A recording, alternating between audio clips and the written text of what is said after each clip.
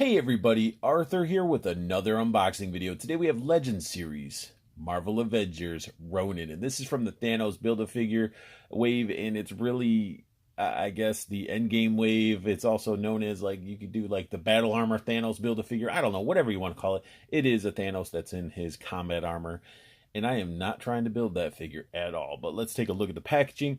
Comes that typical Marvel Legends style packaging with the Avengers A on the top. We got Ronin in his realistic art side, and looks pretty cool. Then on the back, we got a nice little close-up of that artwork, if it will focus. Focus. There we go. It looks so good. But yeah, and then we get some read-up. Pause it if you'd like. Then that's the armored Thanos I was telling you about, which you guys probably already know because I'm behind compared to everybody else. But this is my review. Not getting him, I picked up him, not getting, and I have him. So that's all I'm getting from the wave. I'm not completing this wave because I'm just not impressed with it. So why buy something if I'm not impressed with it? So let's go ahead and get Ronin out of the package. Ronin looks great out of the package. Just screams, I'm a ninja, or I'm brooding. But a very, very cool looking figure. He comes with a Build-A-Figure piece, which pretty much we've seen before. I think this whole upper portion is part of that, besides it being blurry. Wow, it just went out of focus there. It's the same fist and stuff that I think we've seen on the California Raisin Build-A-Figure Thanos, just with a wash on it. And then this upper armor piece. Looks cool. I might build it if I can get the pieces separately. I'm just not into the other figures from the wave. Now, he does come with a couple accessories. He comes with one alternate hand, and we've seen this effect with Bullseye, and I dig it. You know, he's throwing stars, but I've seen somebody also trim this off, add some gold paint at the bottom, and slice into his knuckle in the hands that he has on him, and he could hold the throwing stars a different way, and adds a lot more playability with the figure. So I might do that.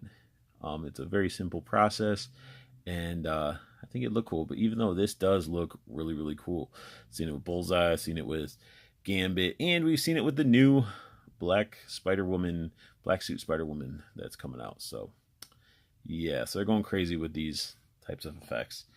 And we do get two weapons, and I'm quite shocked. We do get some swords with them. They look pretty cool, futuristic-y, weird ninjatos. But what's crazy is these are actually harder plastic. They're not gummy. So they do have a little bit of a bend to them, but you can hear it. It's hard plastic. I like that. Thank you, Hasbro. So I don't have to have them pose with swords that are going to droop. You know, you got to have a solid sword if you're going to be posing with it. But I dig it. They look cool. They got the cool little designs on the blade, and we do get the designs on the handles as well. And I like how they're both different looking, handle-wise. Different sizes, different shapes, but they're good. I like them. They're swords. He's a ninja. But let's dive into the figure. And straight away, he looks scared. I'm sorry. I'm a giant. I'm holding on to you. Don't be scared, Ronin. Shh, shh, shh. Don't be scared. Don't be scared. But anyway, it's super clean. I like it. I really do. I love the texturing. The gold paint on this is pretty nice, except it has a blob right there. But overall, a very, very clean and solid designed figure. Now, the hood itself, again, has a bunch of cool designs. Sculpt works phenomenal. It just pops off. And even the interior, you can see if the light hits it, it has a texture on the inside. And it's sort of cool how they bent the bottom to a little like hook underneath the collar so it holds it in place a lot easier. I like that. You know, easy to get on, easy to get off. You don't have to remove his head. And the head actually looks quite good. Again, he looks a little scared. He got a little extra paint on the nose, on the mask. That can easily be taken care of. But very clean. And I'm going to have to say this, and I don't want to say this, and I hope they don't ever do it, even though I do want them to do it. Because if they did it, I'd probably be game over with collecting Legends. Hasbro seems to be releasing these figures, and a lot of these figures I'm starting to see people kit bash. Good buddy of mine, Ricky Dones, his Instagram's down below. Check it out. He does some kit bash with Marvel Legends.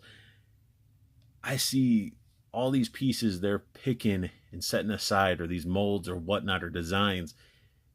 I feel G.I. Joe figures, 6-inch, 7-inch, 6.5-inch, whatever. This size G.I. Joe figures coming, because, man, I'm starting to see it. Starting to see them into these figures, and I'm just like, they have the parts, and it's just going to be this crazy hybrid mix mash of parts that we've seen with Legends, but with some new sculpts here and there with certain parts. But I mean, if they do it, Legends, no more Legends. I'm doing G.I. Joe strictly. So Hasbro, I might be onto you. And I think a lot of people are waiting for you guys to release some 6-inch Joes.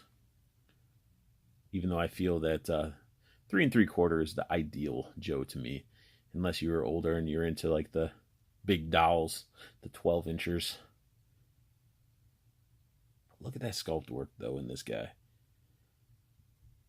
These MCU figures get tons of love. They get that budget that they can go all out. Paint, super clean. Well, it looks super clean. A little bit overspray on the back here, but still very nice. A little belt, the buckle's painted. The zipper's painted. Man, when's the last time? Man, all this extra paint at. But let's dive into articulation here. So we're already looking at this head sculpt, so he can look down that far. He can look up quite a bit. You know, he can look left, right. You can do a 360. Collar doesn't prevent it.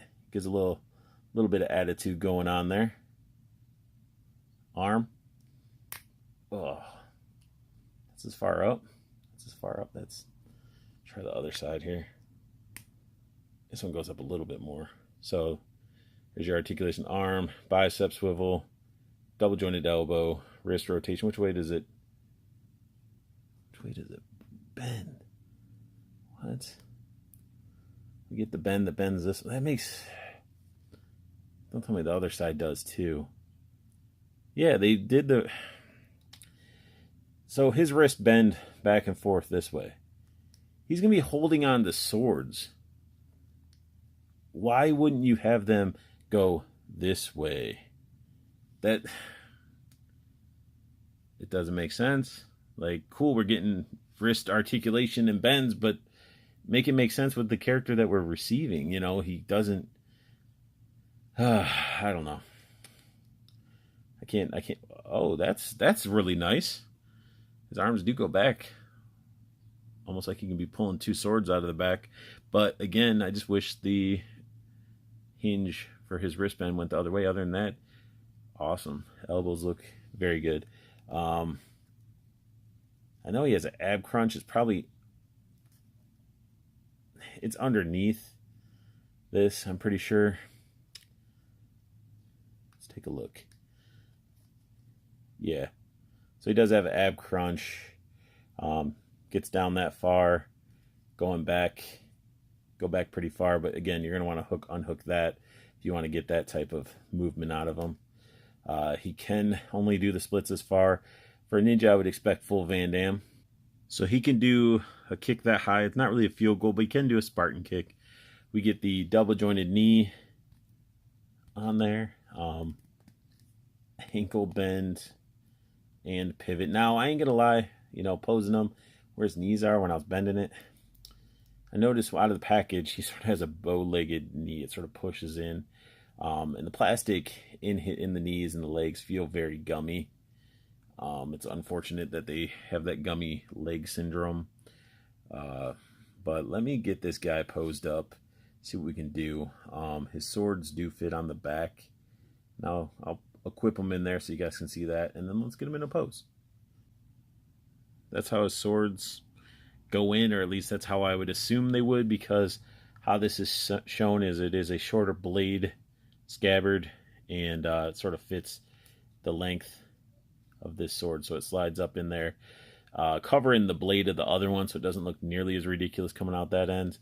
And it just makes sense that you'd be pulling out your big sword up at the top, and then your quick access, quick attack sword will be at the bottom.